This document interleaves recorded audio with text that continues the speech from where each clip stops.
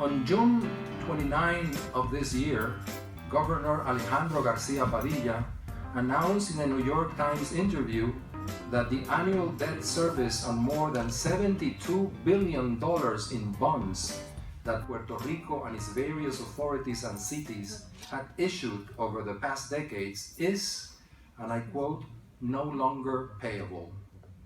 His government was on the verge of the biggest debt default and bankruptcy in the history of American municipal bonds.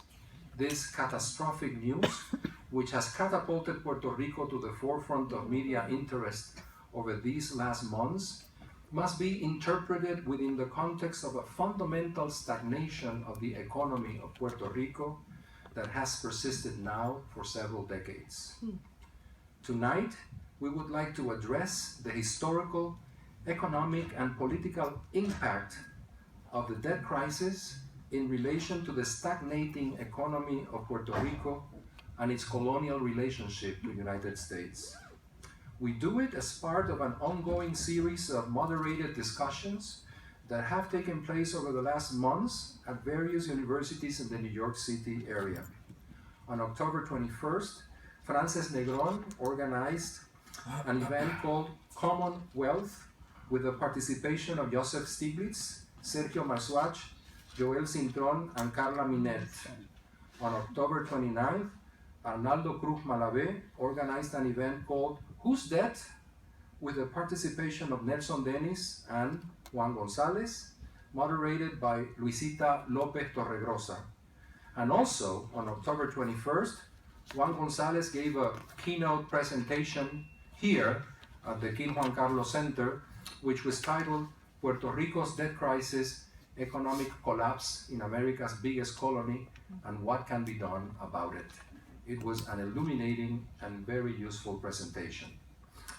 Tonight is also the last event of the series for the fall semester sponsored by the MFA in Creative Writing in Spanish here at NYU. This is also a moderated discussion. I would like to thank Francés Negrón and Arnaldo Cruz-Malavé, who have been coordinating this event with me. And now a few short introductory remarks about our participants. Juan González holds the Andrés Bello Chair at the King Juan Carlos Center and is a broadcast journalist and investigative reporter. He is also a columnist for the New York Daily News since 1987. He frequently co-hosts the radio and television program Democracy Now! With Amy Goodman. During a career of more than 35 years, Juan González has become one of the nation's best-known Latino journalists.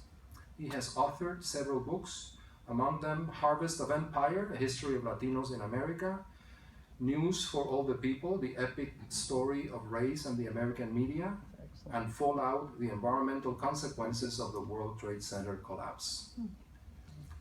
Rafael Bernabe is the founder and leader of the Puerto Rican Partido del Pueblo Trabajador, the Puerto Rican Workers' Party, for which he ran for governor in the 2012 election and is running for governor again. Amen.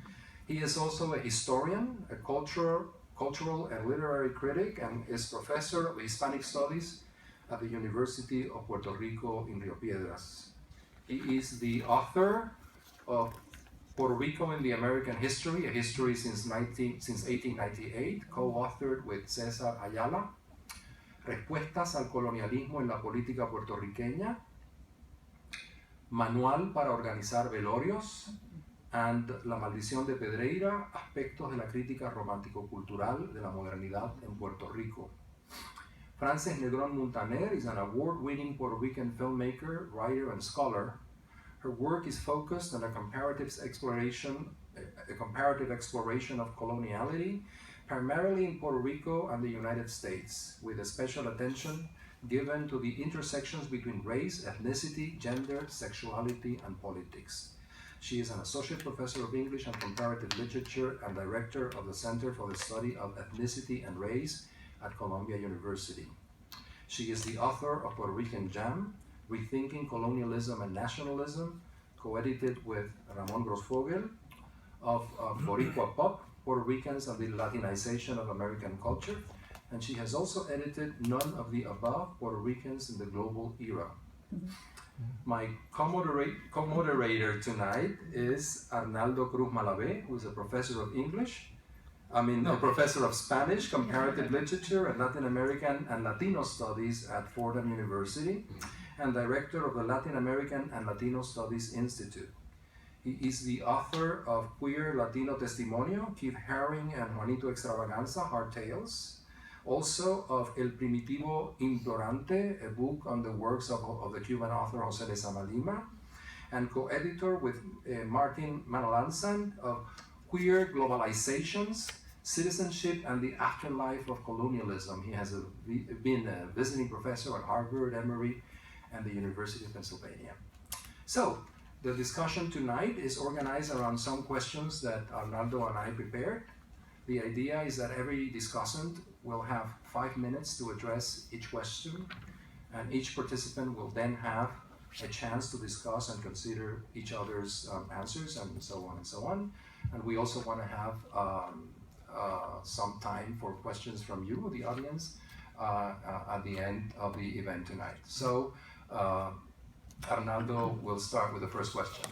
An honor to be here with Rafael, with Francés, with Juan, with Rubén. The first question is actually inspired after the very eloquent and brilliant exposition that Juan did here at the King Juan Carlos. And it's on narratives. I believe it will be coming up, right? Yeah? Turn the page. Yes? Okay, yes. It's on the need for new narratives. One of the determining factors in the way people react to the Puerto Rican debt crisis is what we might call, following Jameson loosely, master narratives that frame and predetermine people's interpretations of Puerto Rican society, of Puerto Ricans, and of the crisis. In his recent presentation here, Juan identified as one of the important tasks in dealing with the crisis, the need to develop a clear narrative about it. I will ask, what are the multiple master narratives that currently frame people's understanding of the crisis in the United States and Puerto Rico, among Puerto Ricans in the island and the diaspora, as well as among the American public at large? How can we move away from these narratives? How can we develop alternative, clear narratives? What elements or components would such alternative narratives need to contain or to address? Can I ask Juan a question? Sure. Can you, I didn't hear your talk, so I was just curious when I read that question at home, what do you mean by a clear narrative? So you get to answer first. Well, what I mean is a clear understanding of what the crisis is about, and I think that right now what we have is contending narratives about the immediate crisis, which is this debt that has accumulated now and that needs to be paid in one way or another. And then we have a reigning narrative about the relationship between Puerto Rico and the United States. I think both of the major contending narratives we've heard in recent weeks are off base, and certainly the long-term narrative of the relationship. You know, I don't know how many of you drive back and forth across New Jersey, but I always remember when I was driving through Trenton, right, the city of Trenton. They still have that big sign when you cross the bridge, that river going into Trenton. Trenton makes, the world takes, which was from the days when Trenton was a major industrial center. And I think that the master narrative in terms of Puerto Rico is that the United States makes and Puerto Rico takes. And now Puerto Rico wants to take more. And that's the master narrative that needs to be challenged and redefined when it's actually been the other way around. That Puerto Rico has made and the United States has taken for over 100 years in terms of wealth So that we here in the United States have to somehow or other wage a battle over the nature of the knowledge that the American people have in terms of Puerto Rico, and redefine the narrative, the long-term narrative, and then the immediate narrative of who's responsible for the current debt crisis. The question of narrative, I think it's a complex one, and I would say that in speaking about Puerto Rico, I would divide it into three aspects. There's a basic narrative or basic narratives, and there's a global narrative, and then there's the narratives regarding Puerto Rico as such. And since I only have 5 minutes, I'm going to basically deal in this question with the basic narrative, which does not only apply to Puerto Rico. And that basic narrative has a very, very strong argument within it, which is that debts have to be paid. We are taught that. Debts have to be paid. Not to pay your debts is dishonorable. And the basis of that notion is that debts are incurred involuntarily by borrowers. That is to say, borrowers borrow money, and they should be responsible for paying that debt. If there is a debt crisis, if the debt is a very strong burden, well, that's up to the borrower to make the necessary sacrifices so that the debt can be paid. And that basic idea, which is, I think, very deeply ingrained in our minds, is a strong bolsters, it underpins the notion that if there is a debt crisis, it's because government has spent too much, and therefore it has to apply now austerity measures, it has to cut back in its spending. If people have a very high debt, it's because they have been irresponsible, they have lived beyond their means, and now they have to accept austerity measures because they have to pay for the debts that they have taken up. And that, needless to say, this narrative is a narrative which is very convenient. It's very convenient for the creditors. It puts all the burden on the borrower. I think we have to question that narrative. And I think one way of looking at an alternative narrative, which I think has far more explanatory power, is the fact that what stands behind the debt crisis is what I would call the maximum drive, the corporate drive for a maximum profit. It is the search for maximum profit by corporations which limits wages, which has limited income of most people and drives them into debt. And it is the fact that corporations in their search for profit have managed to have taxes reduced, the taxes that they pay, that leads government into deficit and into debt. And if there is much speculation with debt leading to very profound financial crisis, as we know, it's because those very same corporate interests that drive wages down and drive the taxes that they pay down also favor deregulation and therefore lead to the crisis that we have. So whether it's in the front of wage or taxes or regulatory front, what you have behind the debt crisis is not that government spent too much, it's that corporations have been undertaxed. It's not that people have lived beyond their means, it's that their means have been very severely restricted by the economic situation over 3 decades now. So I think that our perspective has to redefine the way that this debt came about. This is not a debt that was taken on voluntarily by people. They have to go into debt, and the government has to go into debt if it doesn't have the resources necessary to provide certain services. In the case of Puerto Rico, the reality, the specific reality of the undertaxing of large corporations takes on a very particular aspect, which is the fact that you could call it the paradox of the Puerto Rican situation, which is that you have an economy which has a tremendous debt, $73 billion debt. You have an economy which has been stagnant for 10 years. It doesn't grow. It has lost, in terms of income, it has lost about a fifth of the jobs that existed in Puerto Rico 10 years ago or have disappeared. But yet, even though it has this debt and even though it doesn't grow, it generates a tremendous amount of profit for about 40 multinational corporations that operate in Puerto Rico. $35 billion in profit that leave the island every year and are not reinvested in Puerto Rico. And that's what's at the center, I would say. That's one of the key factors of the debt. I mean, think of the magnitudes that we're talking about here. The debt is $73 billion, and in 2 years, that amount of money leaves the island in terms of profit of U.S. corporations operating in Puerto Rico. So I would very much agree with Juan that we have to turn the main narrative around. It is not we who owe these creditors. It is these creditors who owe society, not only Puerto Rican society, but all of society, some of the profits that they have gathered, that they have garnered over many decades, and they have not contributed as they should to the economic growth, in this case of Puerto Rico, but I would say even that's also the case in the case of communities in the United States. I don't know how far I am into my 5 minutes, but I have a few more things I could.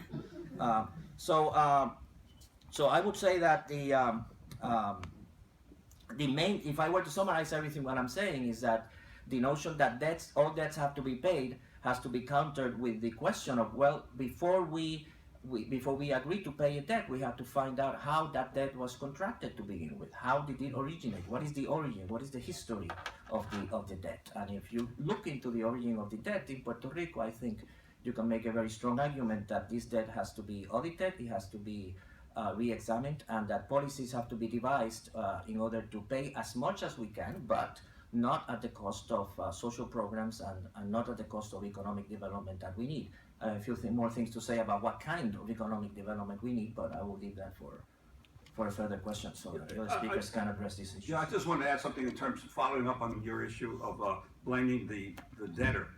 We have our own examples right here. What was the debate over the subprime lending crisis that led to the economic collapse, worldwide economic collapse? That the fault was of the homeowners who took out debt, not of the people who peddled unsound debt to them. And what is the debate we're having right now in terms of the massive student loan debt in the United States? That it's the fault of the students who take out this debt and then don't want to pay it back, not of the private colleges and all these other universities that actually peddle debt to the government. So it's not just in terms of Puerto Rico that this issue of who's responsible for debt occurs. I'll vote for you. Okay, thank you. I need it. Yeah. To me, the first task that I had to think through was the very vocabulary that we were using to describe the situation in the other form.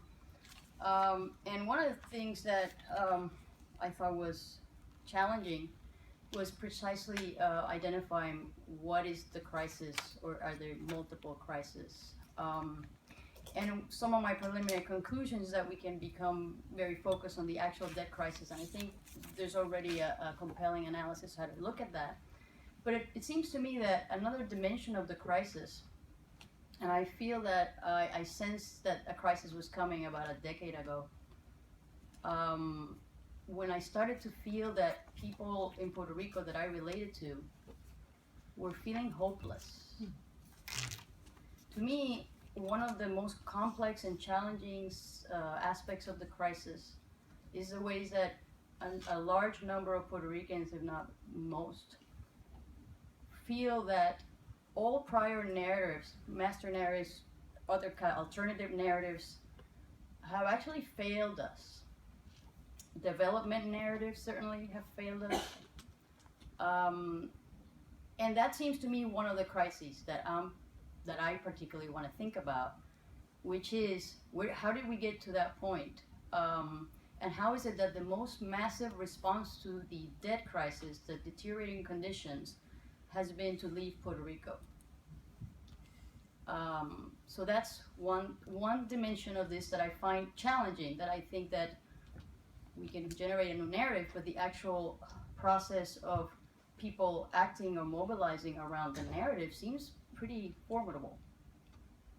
The other dimension of the crisis that I feel very challenged by is that, as Miriam Muñiz has put it, capitalism is crisis in general. So we move from, at least I don't know about you, but I feel we move from crisis to crisis simultaneously. There are multiple crises going on, not only in Puerto Rico, but in the world. We're living in a moment of tremendous crisis of multiple levels. So within that chaotic crisis world, that I would concur that one viable narrative to explain it is that since capitalism is crisis and capitalism regulates the world, so we're pushed from crisis to crisis, fundamentally. But nevertheless, what I'm concerned about is how do we think about crisis in all those dimensions? And I'm not sure that I have reached a point where I feel I have a vocabulary or I have an analysis that allows me to link all these multiple levels of the situation. So I have more questions than I have solutions, and in fact, the whole concept of solution, I find it challenging in the sense that a solution suggests that there's a simple problem. So if you have a simple problem, you have a solution. When you have a complex problem, where variables do not relate in cause and effect, where you have simultaneous processes of subordination and subjection at various levels, then I think we're in a situation where we can consider ways of alleviating the debt crisis. I don't think we're going to solve the debt crisis in the sense that Greece is not solving the debt crisis. Argentina is not, didn't solve. I mean, we're talking about a complex problem. So we can, I think, come up with strategies to alleviate matters. We might be able to develop a strategy to get the U.S. to abolish the unincorporated territory doctrine. Although this is where it gets complex, what is going to take its place might be as complicated. So that's part of the complexity. So I guess what I bring to the forum is I have a lot of questions, much more than I have answers.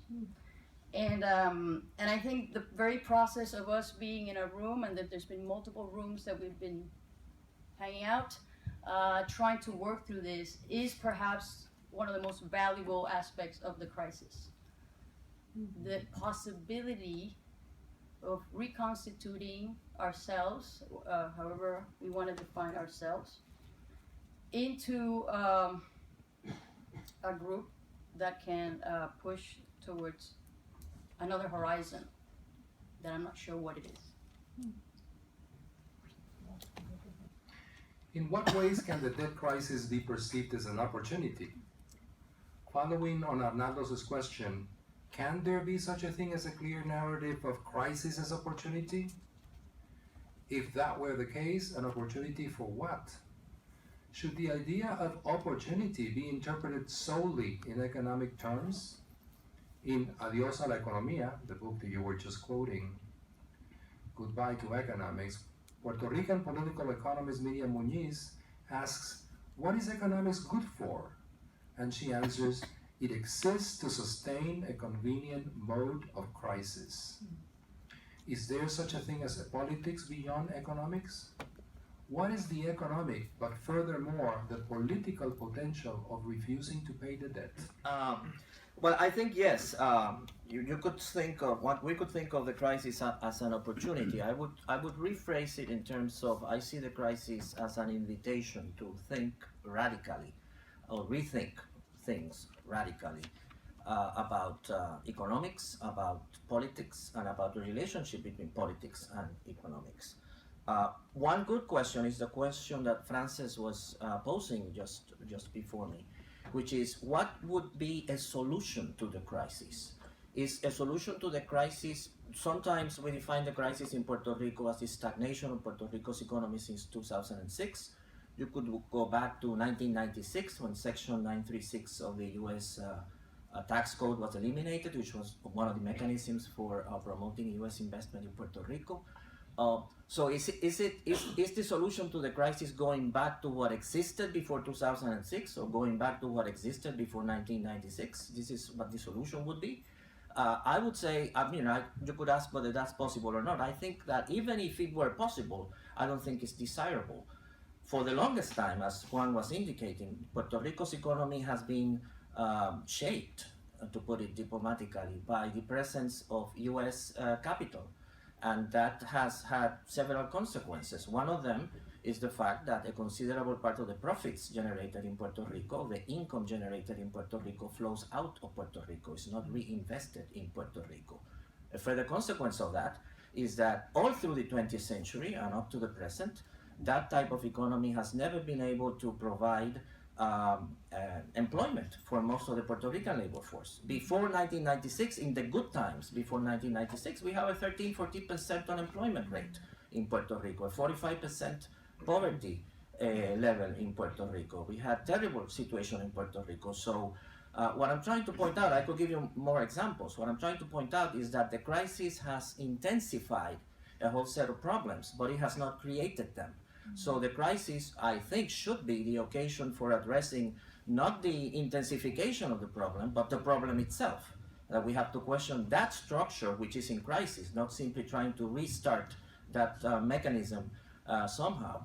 And in that sense, I think we have to move in the direction, well, to use some of the terms that were mentioned before. I think we cannot simply aspire to have an economy that grows, to restart Puerto Rican growth in the Puerto Rican economy. We need economic development, but not only economic development. We need what we would call sustainable economic development, that is to redefine what we mean by development. And that's a considerable task.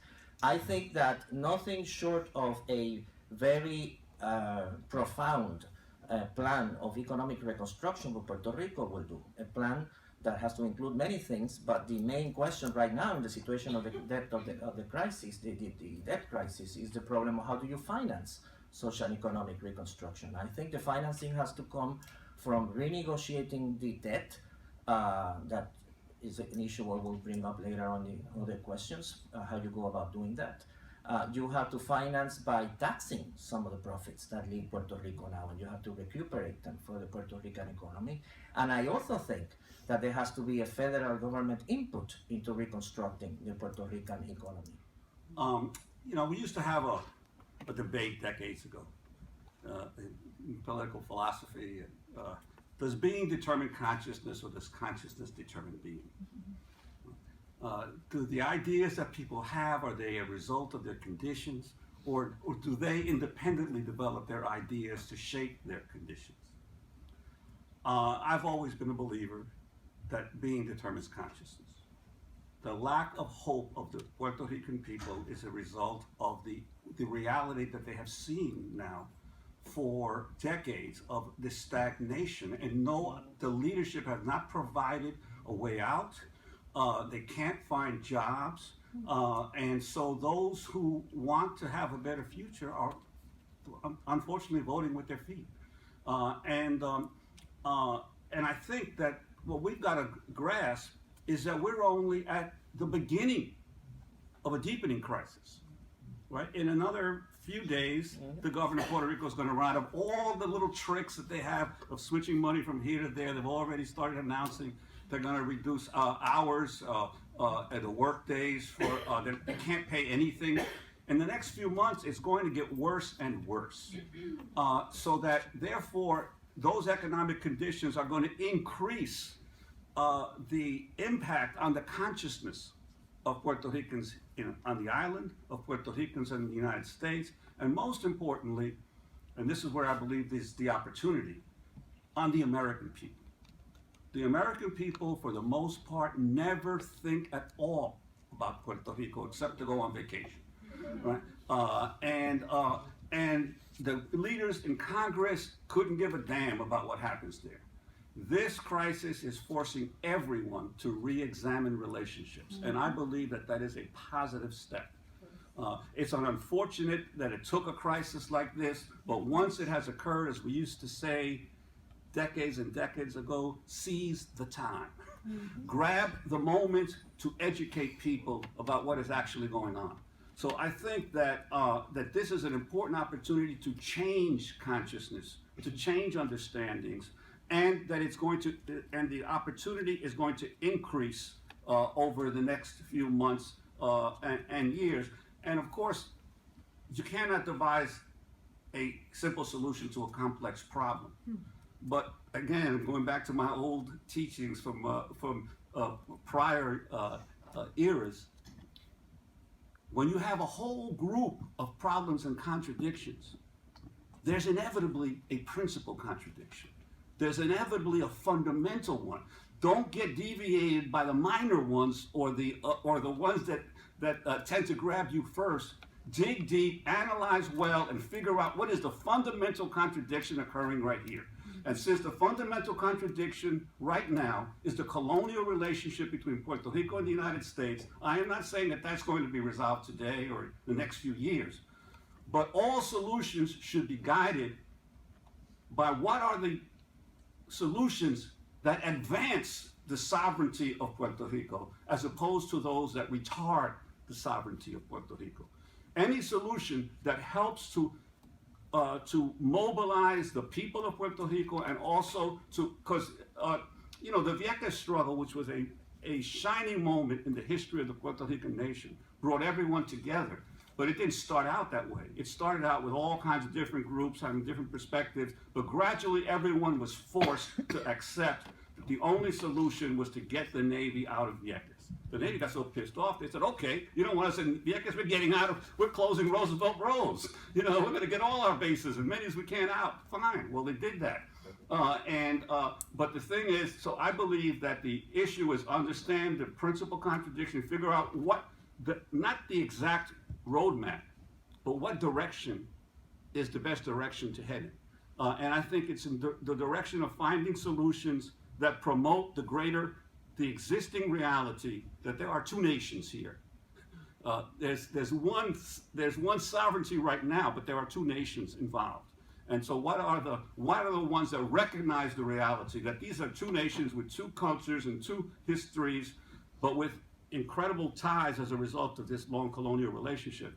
And those solutions that move in that direction will be better than the ones that move in the other direction.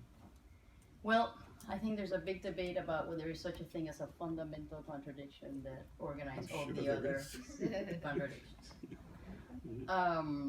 And I think, again, going back to the questions more than the solutions, I think when people are leaving Puerto Rico, they're might be saying a number of things. One of them is that they have no faith in the political or politicians or in their representatives. They might be saying that Puerto Rico's economic problems are very deeply structural, and not only in relation to the framework of colonialism, but largely in relation to the global economic system. In preparing for the other forum, I did a little thinking about the impact of debt in the Caribbean.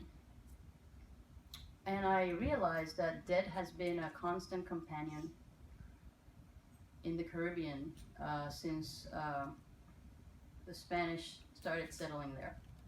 Think about Haiti. Haiti unleashed the first revolution by enslaved people. It was a remarkable feat of imagination. Mm-hmm.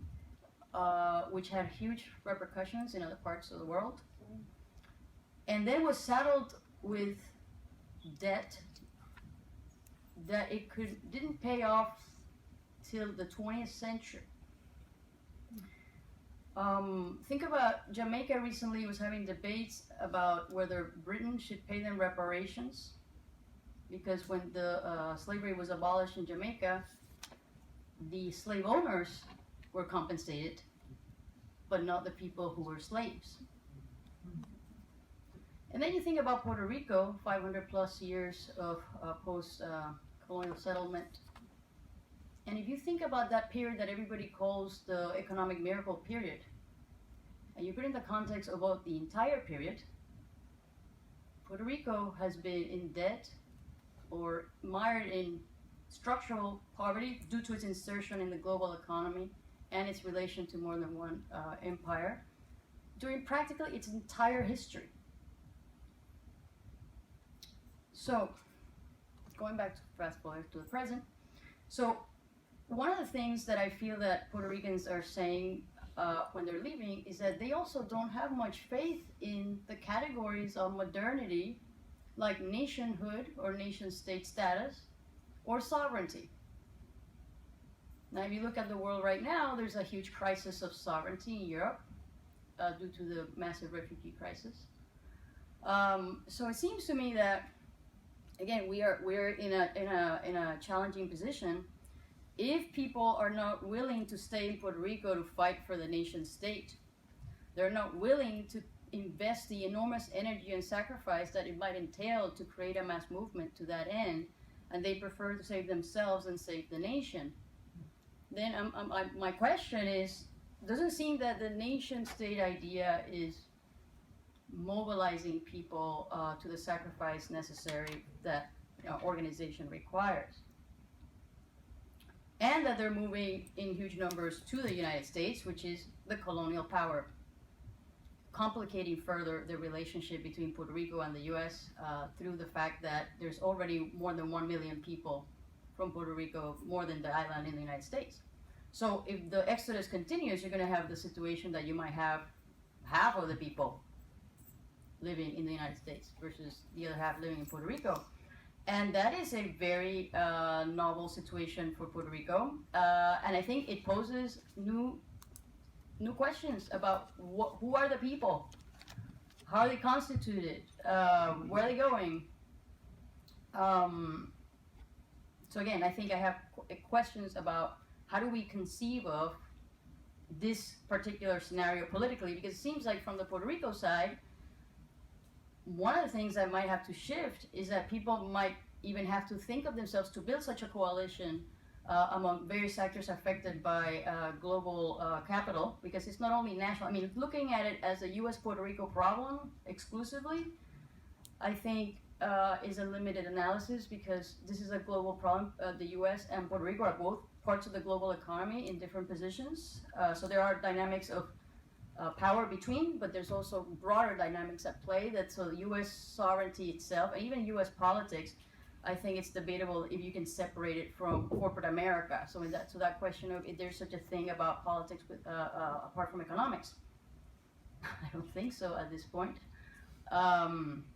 So then that also begs the question: then if the monster is a lot more complex, and so part of our lives and so internalized, and it's global in its dimensions, how do we think about it?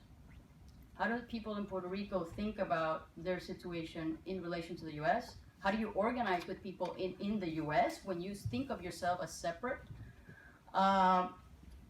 Anyway, I think those are challenges. I don't have solutions, but I do have a lot of questions that I think thinking it through might get us somewhere, maybe, hopefully.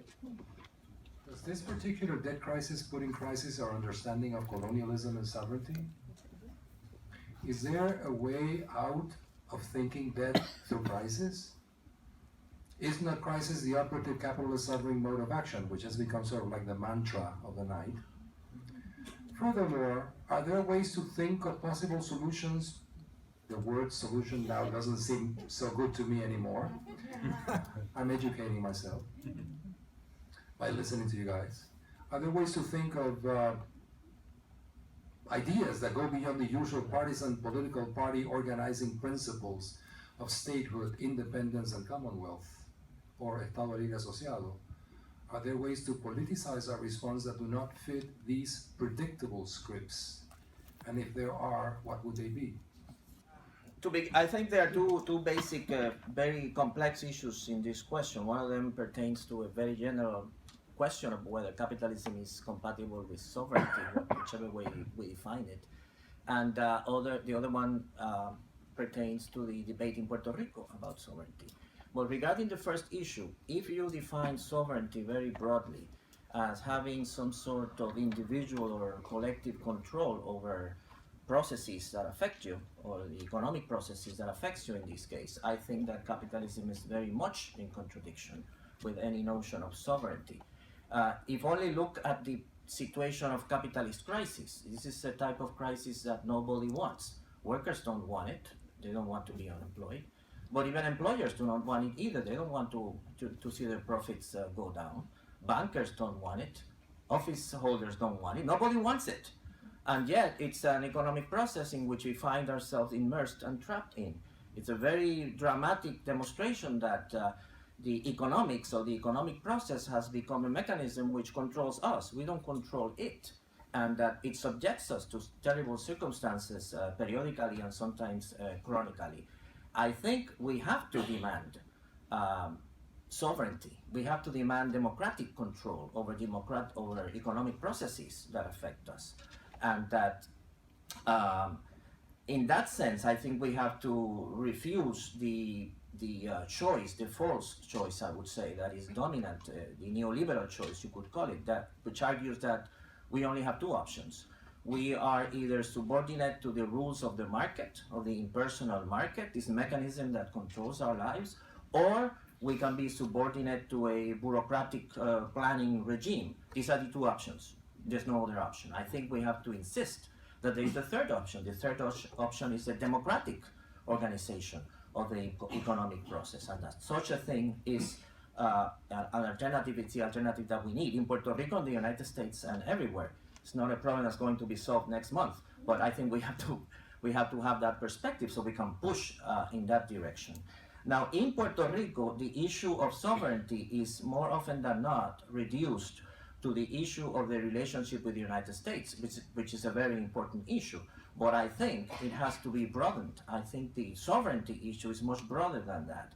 It has to include things that we can address within the existing relationship with the United States, whatever you think about it. And it has to include issues that would not be changed by merely changing the relationship with the United States. For example, if Puerto Rico were to become independent, I would say that doesn't ensure it's going to be sovereign. In the present world, to have political independence is hardly enough to really have control over the economic processes that go on in the territory that you inhabit. So the question of sovereignty has to include what we call normally the status question, but includes many other things. So, the workers' rights in the point of production, women's and other people's reproductive rights, sexual rights, all sorts of things that have to do with the control that people have over their own lives, and that we have to bring up and organize around, even within the present relationship with the US. And the question of how do we determine where the Puerto Rican economy goes is not simply solved. It's an important part of the changes that we can make, but it's not simply solved by becoming sovereign in a formal sense. The political movement that I belong to precisely is based on the notion that we should today organize people around those issues, the issues of sovereignty, taking control over our lives, without placing at the center of that political project the question of independence or the question of the political status of Puerto Rico. It's what makes it a little bit different from the other political parties. And I conclude that we might, to join the group with more questions than answers, there is a sort of paradox here, I think, or there could be a sort of interesting paradox, which is that political parties in Puerto Rico have traditionally been organized around the status question. And yet, even though they're organized around that issue, they have never been able to solve it. That's the And idea. maybe the way to finally do something about it is not to organize around it, to organize around the notion that we have to take control of our lives, control of our communities, control of our economy, and we will get to that issue through that type of organization, but not placing at the center of our political project at this stage, whether we are for independence or statehood or autonomy or whatever.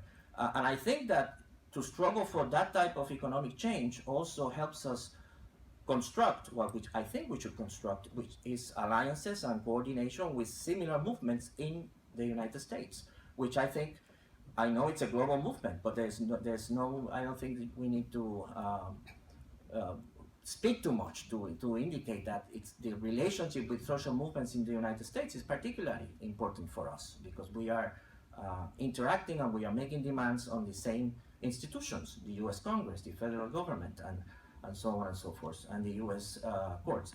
I have to say something about what Juan said before, which I think is very important, but I think I should wait till later, or should I say now? Say that. No, I tend to speak too much, that's why I'm asking.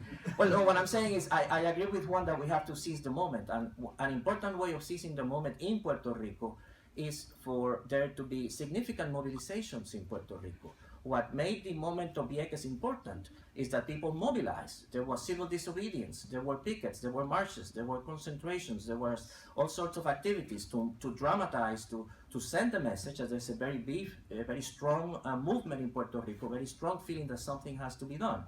If I were to criticize the Puerto Rican government, one of the things I would criticize the most is the lack of that.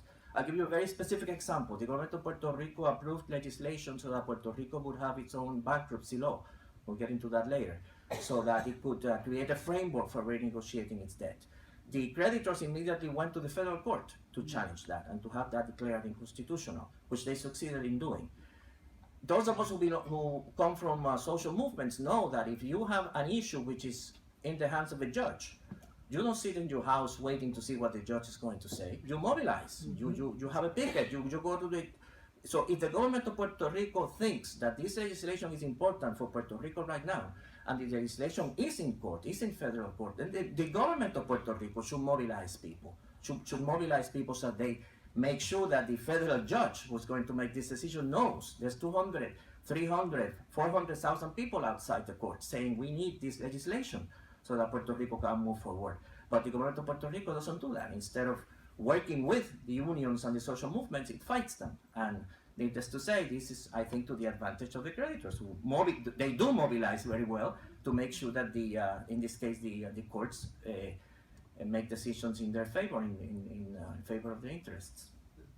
Have we changed our conceptions of colonialism and sovereignty? That question has to be posed not just to us here and people concerned about Puerto Rico. It has to be posed to the American people. I always want to focus on this. We've got to also wage the battle in the narrative among the American public, because there's two sides. there's two major populations that are going to have to deal with this problem. What do you do when you have a colony that you no longer need? Which is what the United States now has. It's had this colony for 117 years, and it no longer needs it. Not for military purposes, not for cheap labor purposes, not for all the purposes that Puerto Rico was originally acquired, does the United States any longer need it. So that question has to be posed to the American people, you know, and I say this is a great situation where the American public, Puerto Rico has never been in the news, never in its history, as much as it has been in the last 4 or 5 months. And it's going to continue to be in the news. And so people are going to have to, one way or another, form an opinion that they never had before. And one of the questions that should be drilled into the American public is, what is Puerto Rico? You know, why do we continue to have this territory that doesn't quite fit all the other definitions of what what a territory of the United States is? And if we no longer need it, why do we have it as a possession, as a territorial possession? And I think that so that the question of changing definitions is not just of sovereignty, but it is also of colonialism and the kind of colonial powers that we have. On the debt issue, remember, debt was always the reason for U.S. intervention in Latin America. When the United States went into the Dominican Republic the first time, in the early 1900s, it was over the failure of the Dominican government to pay the debts it had been pushed into borrowing.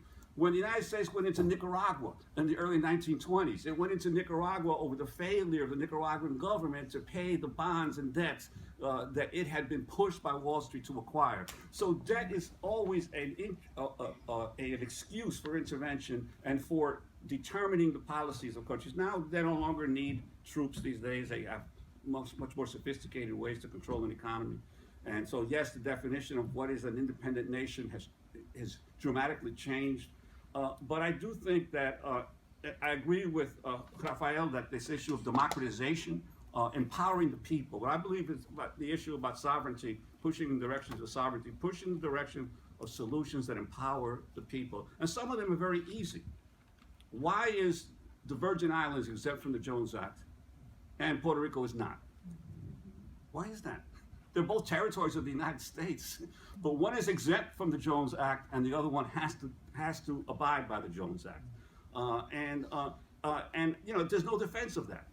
Unfortunately, the political leaders who are fashioning the current proposed solution have chosen not to raise the issue of the Jones Act. Why?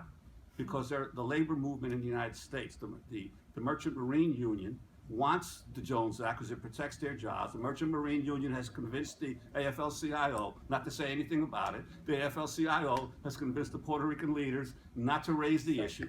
So the issue of the Jones Act is being put on the side while they talk about bankruptcy protection and earned income tax credit and equalizing Medicaid and Medicare. But getting rid of the Jones Act would enable Puerto Rico to develop its commerce and its trade in the way that it sees fit. That's why I say you look for the solutions that push you further in terms of empowering your own population. The other one that I've raised repeatedly is the separate solution that is being negotiated over the bonds of PREPA, of the electric company, the Puerto Rico Electric Company. The bondholders they're willing to take a haircut. They're trying to negotiate a deal with the Puerto Rico government at 85 cents on the dollar because they want to turn Puerto Rico, which now has about, I was inaccurate in my presentation, I said like 80%, it's about 57% or so of Puerto Rico's electricity is produced through oil and about another 25% through natural gas.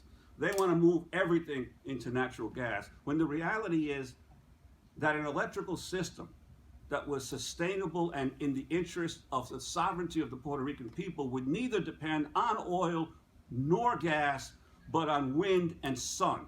You create an electrical system where you no longer depend constantly on importing fossil fuels to run the lights and the air conditioning and all of the energy of your country. So the solution for PREPA has to be, and activists should be fighting, not to accept any deal that ties Puerto Rico constantly to the international oil cartel, and one that promotes wind and power and sustainable energy, which will drive down prices and cut the ties to the United States.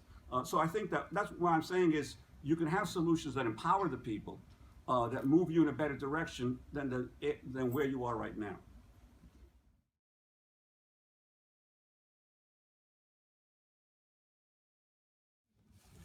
Thank you so much. It has been a fantastic, incredible panel. Very informative. I have learned a lot, but at the same time, as a retired educator, both in Puerto Rico, in Europe, and here in the United States, my concern is always education. Education, education. What is happening on the island about education? I don't hear the University of Puerto Rico protesting, the School of Sociology, the School of Law. I don't hear the doctors in the School of Medicine protesting about the health insurances issues that we're having now. So what is happening with the education of the people? Uneducated people cannot move forward positively for their own sake individually, as well as for the sake of their own nation. First of all, I am sort of in a sort of contradiction here, because I am, as everybody knows, a supporter of independence of Puerto Rico. Yet I belong, and I am the candidate for governor of a party that does not defend the independence of Puerto Rico. It doesn't defend any particular status at the present moment. And I think speaking now as an independentista, we have to think about this. I think we have to start from the very basic reality, which I have to point out. It's very painful, but not more than 3 or 4% of the Puerto Rican people support independence at this moment. And I think it's pointless to try and build a movement in this emergency situation that the requisite to belong to that movement is that you support the independence of Puerto Rico. At the same time that this is a reality, there is a considerable amount of people who want to protect the environment in Puerto Rico, who are against privatization in Puerto Rico, who want to stop the privatization of public schools, which is on the table right now, in the model of the charter school in the US and so on. People who are for gay rights, people who are for protecting the environment, people who are for renewable energy in Puerto Rico and so on. I think we have to organize on that basis, without those of us who support independence in any way hiding or stopping to talk about the need for independence. Well, we have to build a movement on that basis, which I call a movement for self-determination, because all of those movements, if you look at them, are trying to, as Juan said, empower people, have people being able to decide what they want to do with the the place where they live, which happens to be Puerto Rico in this case. And we will come, in the process of doing that, we will unavoidably come to the issue of what relationship we want to have with the United States. But we don't start with that issue, with the definition of that. We will end up there as part of a common struggle. Regarding education, we don't have much time, but there are many groups in Puerto Rico that are active, I have to say. For example, there is a Colegio de Médicos y Cirujanos, which is a organization basically of progressive doctors who are very much in the struggle for a universal health, single payer type insurance in Puerto Rico, and who try to educate people on the drawbacks of the privatized health system that we have and the benefits of a universal healthcare system. In the same fashion, there are teacher organizations who are struggling against this attempt to fragment and semi-privatize the education system and so on. But I have to say that it is the reality that the last few years have been, as always happens in many places at some particular moment, period of relative demobilization.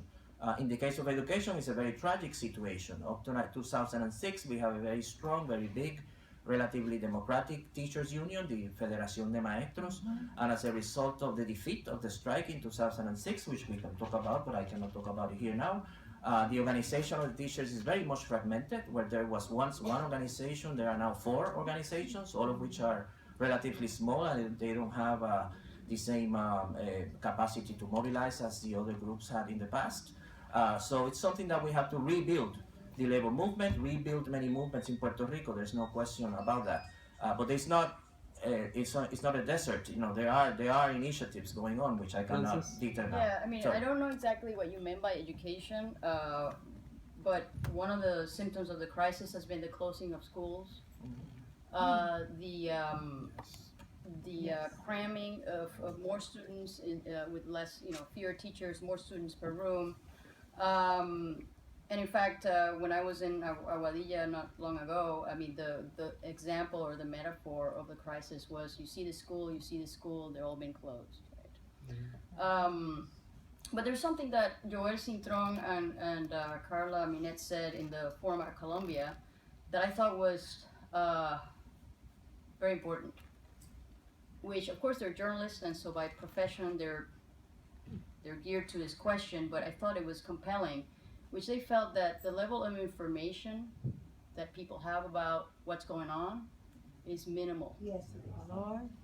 And without information, it's very difficult to mobilize. And some of the symptoms of this lack of information is the government doesn't inform people what's going on. They told stories about going to government officials and saying who holds the debt and how much and where are they, and they would say, I don't remember. When they had already met these people several times, of course they know who they are and what's going on. So there is a problem, a very fundamental problem at the level of the state, not informing its citizens of what is taking place, and I think part of that is because they're figuring it out for themselves. Basically, they don't want too much information to go out. So in that regard, I think that one of the mobilizing questions for me, that's I think a radical one, which is education and information.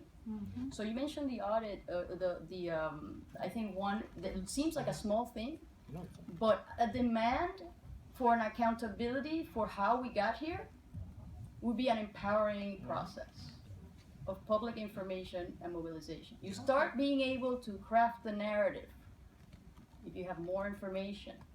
You start to be able to map the relationship between players and structures. And maybe it's not how you think it is. Maybe it's in another direction. So I would say that that is a radical question. What about education? Yes. What about information? Thank you. Juan, you want to answer? Yeah, I think, well, obviously, one of the things that's happened, and I think Rafael alluded to this, is that everyone takes advantage of crises for different reasons. The Puerto Rican government a few weeks ago introduced a bill that would attempt to essentially privatize about 15% of the public school systems as a means of shrinking the amount of the responsibility that they have to fund the public schools. There are, and of course, the bondholders all love that. They want more of that, and I think that But I want to get back for a moment to this issue I didn't get a chance to speak on, which was the law issue. The law is a reflection of the power relations in a society at any given time. And therefore, what's legal and illegal always has to be taken into context that legality changes. One of the examples I raised about this issue of bankruptcy for Puerto Rico is that Puerto Rico did have the right to exercise bankruptcy between 1937 and 1984. When the original bankruptcy laws were created by Congress in the 1930s to allow municipal governments who were under the strain of the Great Depression to file for bankruptcy, Puerto Rico was specifically, all the territories of the United States were specifically included as being able to file for bankruptcy.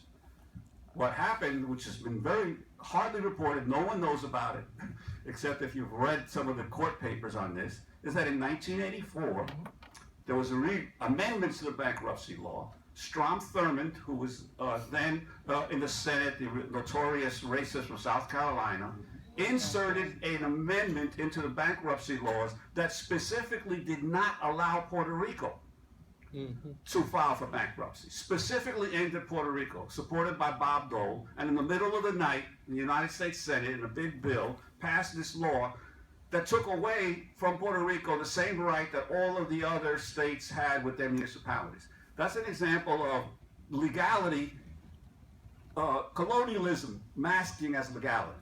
Do you know why? I mean, this question came up in the forum and nobody knew the answer to why. No, I believe, I haven't gotten that deeply into it, but I believe that it was probably at the request of financiers who were eager to peddle more debt to Puerto Rico. That would make it easier for them to sell those bonds because there would be less chance of Puerto Rico being able to default on them. But in the appeals, the Boston Appeals Court decision against the Puerto Rican government on bankruptcy, Judge Torruella specifically mentioned that, even though he had to support it, but Judge Torruella specifically said the majority's disregard for the arbitrary and unreasonable nature of the legislation enacted in the 1984 amendments showcases again this court's approval of a relationship under which Puerto Rico lacks any national political representation in both houses of Congress and is wanting of electoral rights. This is clearly a colonial relationship, one which violates the Constitution. That was Judge Torruella speaking in the first court of appeals. So I think that this whole issue of legality and illegality, we got to get this stuff out to people. Puerto Rico did have bankruptcy protection before. It was just taken away arbitrarily by Congress. Why can they not reinstitute it now? What's the big deal? And it's all a question of people understanding how the colonial relationship works. Things happen that people don't know about, and then the people of Puerto Rico pay the consequences.